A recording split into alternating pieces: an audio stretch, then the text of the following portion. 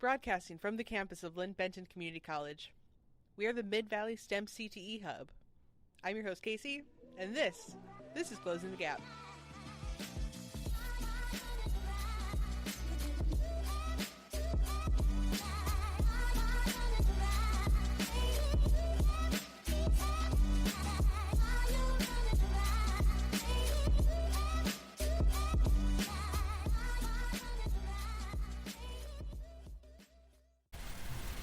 Hey, Closing the Gap listeners, welcome back. Today we have a special treat for you all. We have Laasya Acharya, who was a finalist in the Regeneron Science Talent Search competition this year. How's it going? Hi, I'm so excited to be on the Closing the Gap podcast with you. I'm doing good. How are you? I am amazing. It's sunny and beautiful over here, and it's been just a great day. Yeah, I'm super excited. So before we talk about your research, which is really cool, and I'm super pumped to get into it, could you tell us a little bit about what the competition is? Yeah, so Regeneron Science Talent Search is a super cool competition. It's basically like a high school research competition, but it's specifically just for high school seniors. So Regeneron is the sponsor of the Science Talent Search competition. They're a company that's really involved in biomedical technological research, and so they're really involved in a lot of science research things, especially for high schoolers and middle schoolers. So one of the competitions that they sponsor is the Science Talent Search. So Regeneron and Society for Science kind of work together to coordinate the whole competition.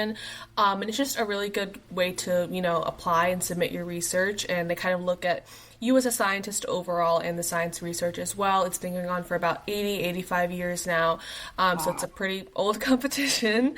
And they have, tons of amazing alumni, people that have gone on to win amazing awards and do amazing different science research things. So yeah, it's a really, really cool opportunity. That's fantastic. Is it like an open call that any student could enter? Yeah, pretty much. I mean, anyone that's done any kind of science research, they have a couple guidelines, but pretty much anyone that's interested can apply. It's just open to all high school seniors in the U.S. So you were working on creating and I'm sure you could tell us a lot more, an aerial craft so that farmers on a commercial level or I guess at a commercial level, right, where they can detect crop disease beforehand, but it was also, there's this element of making it kind of equitable and accessible to all farmers and not just big corporations. Yeah, exactly. So basically kind of go to a little bit more into the nitty gritty part of it. I basically built an unmanned aerial vehicle or a drone. And so I had a camera inside that whole device. So my goal was that this device would basically just fly around farms and over crops. And using the camera that was attached to it, it'd be able to take images and videos of crops. And then it would be able to pass that data to an onboard Raspberry Pi, which is a mini computer that I attached to the actual device. And then that would be able to analyze the data that the UAV or drone was capturing, and basically be able to analyze that data and then give a disease diagnosis on the spot. So, the drone could be flying over a couple of apples and be like, I'm going to send this over to the analysis system, which I basically built using a artificial intelligence or neural network. And so that's able to analyze that and be like, okay, this area has this disease and this area has this other disease. And that's just really helpful to farmers because it's really difficult to be able to target specific areas with specific kind of combat ways to basically be able to drive that disease away. So, it's really hard for farmers to be able to target those, and it's really helpful for them to know what disease is present in what areas, and they can do certain things specifically to that area to kind of prevent that disease, whether that's applying fungicides, applying fertilizers, different treatments, just removing the plant altogether. So my goal was to basically make that whole process easier for farmers. And then another one of my goals, which kind of mentioned about this, the accessible, equitable part, was really making sure that it was an all-inclusive device, something that, farmers could just use the whole device. They don't need a phone or a computer, because a lot of the issues that happen with diseases, a lot of the places that our food comes from are places that are maybe a little bit still developing in that technology areas. So it's really difficult for them to be able to access a phone or a computer all the time. So my goal was to basically have something that, could be applied to all different parts and areas of the world, and be able to help farmers in all sorts of regions. That's so cool. That's really cool. And I'm also super impressed that this is coming from a high school senior. That's a blow of smoke. I'm super excited about that. Um, so, not to, give all your secrets away, but you were mentioning how you had a drone with a camera on it hooked up to Raspberry Pi to do the diagnosis and everything. Were you using, did you create like your own drone as well with pair the camera system with it, or were you going off of like a pre-built drone, like a DJI or something, and then incorporating everything else? Like, could you tell us a little bit about your process in designing? Yeah, so I built the whole drone system myself. That was like the original idea I had of like creating this data capturing system. So I built the whole drone myself, which was a lot of just like going online, looking at diagrams, what other people have done, trying to get together all the parts and think about, okay, like what does a drone actually need to fly? Like what's the landing gear look like? How is it going to know where it's going? Do I need a GPS? Do I need a flight controller? All of that.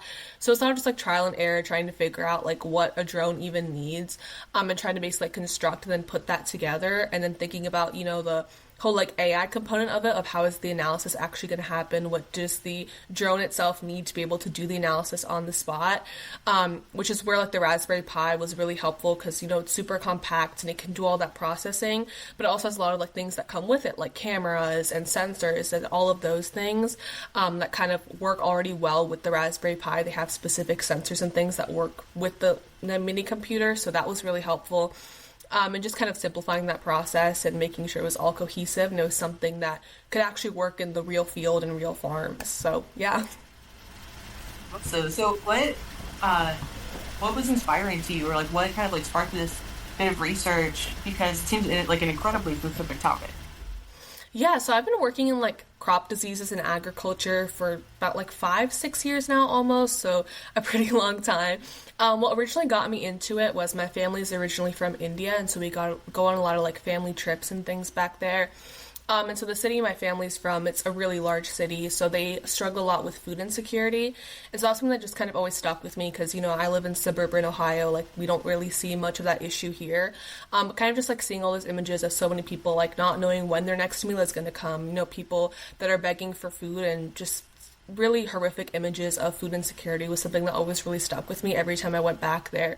And then one of the trips I went on, we also went to go visit a little village where we have some family. And so they have a lot of like farms and things there. And so I was looking at these farms and they were having a lot of issues with crop loss. And so I was talking with the farmers and they were like, yeah, this is just a massive issue for us because we have so much disease, and that disease becomes so far gone in that plant or in that crop that we just can't save it. And so we're having, at least like half of our crops are lost every year because there's so much crop disease and there's nothing we can do about that.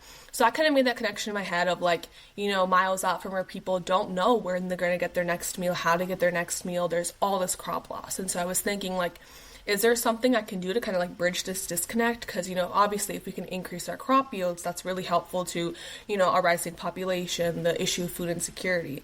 So that's kind of where the original idea came from. They were talking to me about how they just like weren't even able to detect disease until it's like so far gone. So that was something that just kind of sparked my interest. And so I came home and I was doing some research and I was like, hey, this is actually a problem that affects so many different areas of the world and it's such a widespread problem.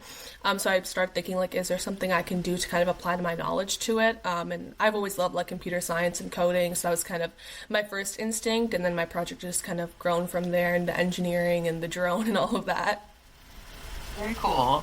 So, are you you've been working on it for 5 years already, you said, and are you going to continue working on it? Because I think I also remember when I was learning about you that you have an organization that's working with advocacy and like for your drone project. So, could you tell us a little more about like if you want to continue, and if so, how? Yeah, I mean, I'd love to continue with the scientific research, being able to, revamp my device, make it better, more applicable. Something I'm working on right now is actually like deploying my device out to some local farmers to be able to get some feedback from them and be like, hey, like, this is my device. You can like try it out. Like, let me know what you think, and kind of using their feedback to change it. Because again, my real main goal was to like help the farmers and be able to make it more accessible to them, which is kind of how my organization came to be as well. It's basically called the Ceres Organization, and so my goal was to promote STEM education, and then also be able to reduce food insecurity through both advocacy and science. Which kind of just, the project originated because, with my food insecurity and the research that I was doing in that kind of field, I had a lot of interaction with farmers. And so in that process, I was, engaging a lot with them, talking with them about, their struggles, their issues and things that they had. And for me, something that's been really important was actually bringing science out of the lab, being able to talk to the people that are impacted by it, and being able to actually implement that through policy and advocacy, and making sure that, there's so much great research, but we have to make sure it gets to the people that need it. So that was kind of what inspired me with my organization, was talking with these farmers and hearing about their struggles and being like, hey, like, the science is a great part of it, but, for me to actually help them, for my device to actually help them, there has to be more that has to be done kind of on the more policy and advocacy side to advocate for, their struggles and things that they're going through. So that was kind of where the Ceres Organization started for me. It's kind of grown a lot since then. I've gotten some grants and had a lot of great experiences working with farmers. So that's kind of my future goal, is to be able to continue with the science research and at the same time also be able to advocate for farmers, advocate for food security, be able to, promote my love of STEM education to people in my community. We do like summer camps and that sort of thing, which has been really great to be able to work with kids and show them the impact of STEM and also the importance of STEM and the ability to use advocacy with that. So that's been a really, really great experience. So, yeah. Well, that's awesome. I love the idea of being able to give back to, teens younger than myself, and just helping the next generation come up. Have you had a chance to work on the policy side of things as well, or how are you going to, if you plan on it, use your research and what you're gaining from developing this product to help change policy? Yeah, so I'm really involved in a lot of advocacy and policy organizations where I live. That's something I'm just really passionate about. So yeah, my future goal is to kind of be able to expand a little bit more into that. I'm working with some local council members and that sort of thing to talk about, food insecurity, the ways we can support farmers, the technologies that they need, that sort of thing. So I've been talking with them about, kind of the research that I've been working with and also kind of the stories that I've heard from farmers at the same time. So I've been able to talk to them about a little bit about that. So yeah, I'd love to just kind of continue those conversations and continue kind of seeing where that goes and hopefully be able to work up to somewhat of a larger level outside of, local and state representatives and be able to bring attention to the fact that, science and policy are so interconnected in ways that we just don't really think about, and how important it is to actually have people that understand, the science behind it and making sure that, all this great science that's happening in research is actually being brought out and it's actually helping people, which is Science Talent Search was really, really great for because, Regeneron, obviously biomedical technologies, that's something that's a very obvious connection between science and policy, regulating those technologies, being able to get all those things approved, like FDA approved. So it's really interesting to kind of see that side of it as well, kind of from the more biomedical side and also the agricultural side, and seeing just how science as a whole is just so important to policy in our world and making sure that the people that need things are able to get them. Yeah, of course, for sure. So you brought up Regeneron again, and I would love to actually circle back to that and hear about your experience and what it was like to be in competition there. Yeah, so the Science Talent Search was honestly such an amazing experience. I feel like every time I try to describe it, I just can't even bring it to words. It was something that was a dream of mine and, my other finalists for so long. I don't think any of us were expecting it, expecting to get the phone call that was hey, you're a finalist, because I think it's such a big dream for so many little kids. So to be able to actually go there and be in that competition was so amazing. Us finalists, we still talk all the time. We have an Instagram group chat where it's probably going off right now. We're always talking about something. So to be able to make those connections with my finalists has been so fun and so amazing. To be able to still support each other and stay in contact 2 months after the competition was over. And just the whole experience was so amazing, being able to talk with, Regeneron professionals and learn about everything that they're doing there and meeting all these amazing judges that, were in the top of their fields. They were, professors and mathematicians and scientists and researchers that have done all these amazing things. And they just had such amazing backgrounds, and, the questions and things that they asked us during judging were so thought-provoking and critical. They would just ask about something that you would think is so mundane, something so basic that you don't really think about it. And they're like, hey, like, why does it work this way? And you're like, actually, I have no idea. So being able to just like think about things in such a critical way, that was something that I think STS really encouraged us to do. And then it was just like such a fun week being able to hang out with everybody, meet all these Society for Science people and just being able to, have fun with each other. And yeah, it was just a really, really great experience. It sounded like it was a really great opportunity to start building your professional network as well and getting some of that, I don't know, yeah, that support between students and young scientists. And it's so, I think as a person that works more in creative spaces, it's so important to be able to have people that you can riff off of and bounce your ideas off of. And it's like a whole different level of networking than I think what people think of when they hear that word, because it's just much more interactive. It's much more like on a personal level. And I'm really stoked that you were able to have that experience. Yeah, it was truly so amazing. Like, I feel like all of us were able to, like, support each other in such a great way. Like, I feel like people would think that in a science competition, it's, like, a very competitive environment, but it was, like, one of the most supportive environments I think I've ever been a part of. Like, I remember, like, after the award ceremony, like, after they announced the top 10 winners, like, no one was, like, being mean to each other. No one was, like, really upset about it, because, like, they really, like, drilled us, like, in the way of, like, we're all winners. Like, being a finalist is being a winner. Like, being in the top 40 is being a winner. And so, like, I just truly, like, I feel like there was no, like, animosity at all. Like, there was no hard feelings after the award ceremony. Like, all of us were so happy for each other. Like, all of us were so happy for everyone that won, everyone that didn't win. Like, it was just such a collaborative environment, and it was something that was honestly very unique to the Society for Science and to Science Talent Search, I feel, to have, like, such a collaborative community where, there's no, like, jealousy, there's no hard feelings. Like, we're all just truly in this together, and we all just want to support each other. That's great. So what was like the initial thing that got you into science and technology? Like, do you remember being like a little kid and like something like particular grabbed your interest? Yeah, so I feel like I've always just been kind of interested in science from a really young age. My first interest is kind of like in robotics. I remember when I was like 6 or 7, I really wanted this like EV3 Mindstorms Lego kit because I was a huge Lego kid, and I was like, I saw this on a TV ad, and I was like, I need this. Like, this is robotics and Legos. I was like, I need this. And my parents were like, if you can raise enough money for it, then sure, like, you can get it. So the whole summer I made like so many lemonade stands, like brownie stands, so I could like be able to have enough money and like buy it for myself. And that was like one of my first memories, I think, of like being able to do STEM and science. So just like I've always been interested in like kind of building and creating. So kind of that love of science came for me at a very young age.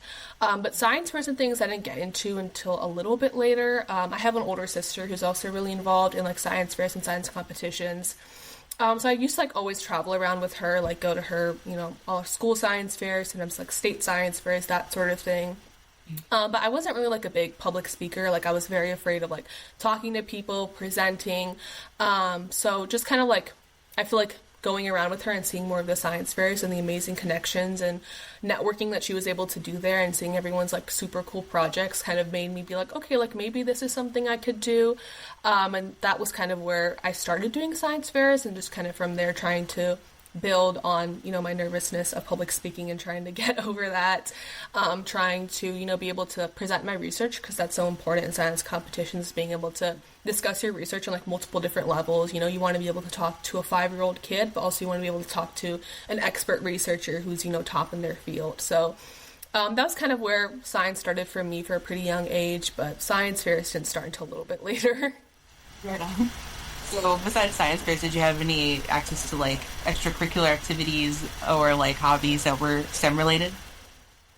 I didn't have a ton through my school, but a lot of just like at-home exploration, I feel. Like, my parents have always just really encouraged that level of like exploration in whatever field, we were interested in, and my dad is really interested in like science and STEM as well. So doing a lot of like at-home exploring, being able to like build, innovate, like researching, that was something that was kind of very prominent in my household from a very young age. So mostly science fairs and competitions are what I was involved with as a child, but also just a lot of like doing fun science research and exploring just for the fun of it at home. Yeah, just having to become like a normal part of your life. Yeah, exactly. Right on.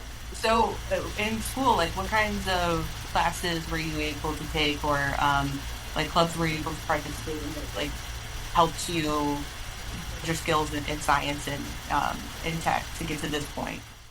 Yeah, I mean, I'm really lucky that my school has a lot of different like science classes and things that are offered. So it was really nice at an early age to kind of like know where you're interested in, and especially like in high school, there's a lot of like AP classes and things that you can take. So being able to, take all these different subjects and figure out, what are you interested in, what is gonna, help you with your classes. Like I remember I was in an AP physics class last year, and there was a lot of like building, like was mechanics, and so that was really helpful, with building my drone and being able to think about, okay, like how do all these components fit together? Like, is this going to be able to, land? It's going to be able to take off. So being able to, apply like school knowledge into classes like that. I think what also is really helpful is like doing projects and actual like research in school, which, a lot of my classes, they had labs, they had projects and things where you could actually like be hands on and be able to, like kind of take your own research in your own way at school. So I think that was really helpful, at least for me, being able to actually get your hands on something and being able to work with that. That's something that's always been really helpful for me. So yeah, there's just been a lot of like classes and things offered at my school. There's a lot of like science clubs as well. I'm captain of like science fair club at my school, which I've been really involved in since like middle school. So that's been a really great experience to be able to kind of talk to people in that also like science fair, being able to, discuss our projects, because there's so many different like fields of science. Someone's working in like physics, someone's working in like biology. So being able to, talk with them and be able to figure out what your niche is, what you like doing. So that's been a really amazing experience as well. Cool, cool. Yeah, it sounds like you had lots of opportunities to just like explore, with that educator support as well. And when I was reading about your bio, for the listeners, we do like a little onboarding Q&A. It became very clear that you were a person that likes to be busy. Yeah, you're doing things like the Honor Roll Society and student government and Model UN and a few other things. And so I was wondering, because for students, time, right? Because anyone, time is such like a finite resource. And you've been able to harness it really well. There's so many people that, they have to, help with their families or do a after school job or, their homework or, any of the other number of things.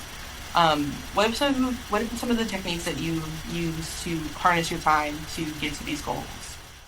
Yeah, I would say honestly one thing would just genuinely be like being interested in the things that you want to do. I feel like the less interested I was in a certain club or a certain activity, the less I wanted to do it. So it would take me so much longer to be able to do that. So just kind of like cutting out the things that, you're like, maybe this is not for me. That was something that really helped me with kind of the time management. But yeah, I think time management is definitely something that can be really difficult to manage. It was something that was really difficult for me to manage earlier in high school.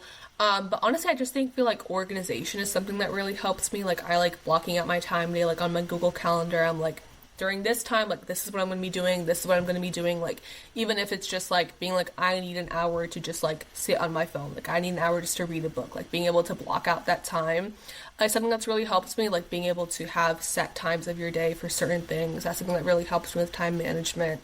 But yeah, honestly, I feel like the more interested I was in something, the more I wanted to do it, and so I feel like it became easier to want to do something, and it became easier to be able to manage my time with those things. Like there was definitely certain clubs where I was like, I'm going to try this out my freshman year. I'm going to try this out my sophomore year. And I was like, I just really do not want to do this. And I was like, this is just something that, it's not going to fit in my time schedule. It's not something I want to do. So, I feel like cutting out things like that was something that really helped me. And then, yeah, the organization is something that I feel like was really helpful in my time management skills. So yeah. Cool, yeah. So I'm hearing self-discipline, and I'm hearing knowing yourself pretty well when it comes to being able to delegate your time. And also I'm hearing knowing when to say no or no more. Yeah, exactly. Right on. I think some of those are definitely ones that I'm still working on. What kind of support have you found helpful from the adults in your life? Yeah, I think honestly just genuinely being like offering their help is something that's been really helpful, because I think at different stages, of like your science career, completing a project or, working on something for school, I think it's really helpful just to have someone offer and be like, hey, like, what is it that you need? What could I help with? I didn't have a lot of like help with my actual science research, but I did have a lot of like amazing science teachers that were like, hey, if you want to like run your presentation by me, like I can definitely stay after school. Like I remember my physics teacher this year, right before the Science Talent Search, she was like, hey, like if you want to practice your presentation on me, like let me know, like I will stay after school, like we can get some teachers together and we can, have a presentation. So just being able to like offer and being able to provide support like that and being like, hey, maybe I don't understand the nitty gritty of your actual science research and I can't help you get into like a lab or something, but being like, hey, like I can help you with your presentation skills, like I can help you with this part, or I know someone that can help you with that. That's been really helpful, I think, for me, especially for my teachers, and just being able to, check in on me and be like, hey, like, is there something that you need? Whether that's like school, like mentally, anything like that. I think my family's also been a really great support system of being like, hey, like, what do you want to do? Like, with my drone, I was like, hey, like, I might need these different parts. And they were like, okay, like, we can go to the store and get you these parts. Just being able to, trust me and be able to support that system. Because I think definitely there's that fear that sometimes parents have of like, is this going to work? Like, is this science project going to work? Is this science research going to work? So being able to just like trust your kid and be like, hey, if it doesn't work out, it doesn't work out. And then they'll try something new and they'll move on and they'll learn from it and it'll be great either way. So just being able to have that support system has been really, really great for me. So yeah, I'd say my family and my teachers have just been really supportive and, everything that I've done. And, whenever I ask them for help, it's been like, hey, like, do you need presentation help? Do you need this material? Like, what do you need? I'm like there for you. Have you ever had a time where like the path didn't seem very clear ahead of you? Because I think a lot of people will struggle with that, and I'm wondering if you ever had that sort of struggle, and if so, how did you get through it? Yeah, I feel like definitely there were certain times where I was like, I don't know if this is gonna be for me. I don't know if this is something that I want to do. And I think a lot of that came especially from like this feeling of like imposter syndrome of like, do I belong in these rooms? Do I belong like here? Like I remember, I've been doing science fairs for a long time, and my freshman year I was lucky enough to go to a lot of like national and international science competitions, and I was like one of the youngest people there. Like I was 14, I was a freshman, like I didn't really know what I was doing. And so like being in this room with, all these like juniors and seniors and, they're all going to like insane Ivies and they have these crazy projects and you're just like, oh my gosh, I don't understand anything that's going on with your project. I think there's definitely like that feeling of imposter syndrome that I feel like I really struggle with a lot, and that's been something that's kind of, hindering my path, especially when I was younger. And just like, I think there's some people that will always discourage you, and, there were certain people that I met that were like, hey, look, this is not a good project. And I was like, okay. I was like, I never really knew what to say to that. So definitely like that imposter syndrome was something that I think I struggled with a lot, but being able to, I think the more experience that you get and the more people that you meet, you will meet your people and you'll meet your support system, and you'll slowly start to figure out that, you don't get opportunities because you're undeserving. You get them because you are deserving, because people do want you to be in these rooms. Your voice does matter. So I think that just kind of, I think, came like the older that I got, the more people that I met, the more experience I got, it kind of started to go away. And, like STS, I have so many amazing, like, friends now, like, through science fair that always, like, support me and uplift me. So, I think just, like, meeting those people has been really helpful for me. But, yeah, imposter syndrome was something that was definitely a big roadblock for me, and I feel like somewhat still is. But I think it's just important to find your people and be able to, be around people that support and uplift you, and that's something that's really helped me. Totally. When you're getting ready for something, you're feeling that imposter syndrome creeping in, do you have any techniques to like get out of it, like get yourself like all pumped up for the moment? Yeah, one thing that I really do to, like just hype myself up is I'll play music sometimes, just trying to like get yourself out of that moment of like feeling insecure. Something that's also been really helpful is like, as I've kind of grown that support system, is being able to talk to my friends and be like, hey, like I don't feel great about this. Like I don't really know if this is like an opportunity that I'm really deserving of. And, my friends are really great at being like, hey, like you have done so many amazing things. Like you are deserving of this. Like you don't get the opportunities just because you're there. Like there was someone that thought that you deserved this. So being able to like talk to them has been something that's been really helpful for me to be able to, get that reassurance from someone else, because I feel like imposter syndrome comes so much from other people. And then, yeah, just trying to be able to like think through like, why am I feeling like this? Like what makes me think that I'm undeserving of this opportunity, and trying to like get to that root. And just trying to remember that like the opportunities that you get for a reason. And then, yeah, just trying to like hype yourself up, play some music, maybe journal a little bit, try and get excited, try and hype yourself up. Yeah, totally. Well put, well put. So what's next for you? Do you have any big plans on the horizon? Yeah, so I'm going to University of California, Berkeley in the fall for college, so I'm super excited for that. Hey. I'm planning to study like civil engineering, and then possibly also like political science or public policy, something in that realm. So I'm so excited to, kind of be able to explore a different region of the United States, trying to be able to connect with hopefully like farmers and policymakers there and being able to talk to them and kind of see what's the next stage of my project? How can I grow it more? Being able to, work in a different region of the US, which I'm really excited for. So yeah, I'm really excited for that. Hopefully being able to bring my research and my organization to a new location, being able to work with people in that new location. But yeah, I'm just really excited for college and kind of the next stage. That's great. So if someone wanted to read more about your research or support your organization, where can they find you?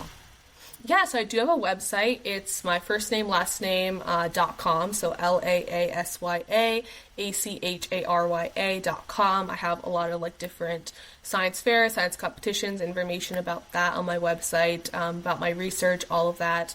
You could also search up Regeneron Science Talent Search, and they have bios on all of the finalists. So if there's someone else that you're also interested in, another field that you're interested in, I'm sure some other finalist has been involved in that at some point. But yeah, I would say those two places are probably the main places where you could find some more information. That's great. So I really appreciated your time today and hearing your story and everything. So I thank you for coming on. Yeah, of course. Thank you so much for having me. This was so much fun. Thanks for listening to Closing the Gap. This podcast is a production of the Mid-Valley STEM-CTE Hub. If you would like to be part of the conversation, fill out our interest form at midvalleystem.org/closingthegap. If you like the show, follow us on Spotify to stay up to date with the newest episodes. And for STEM news in the Mid-Willamette Valley, follow the Mid-Valley STEM CTE Hub on Facebook, Instagram, and LinkedIn.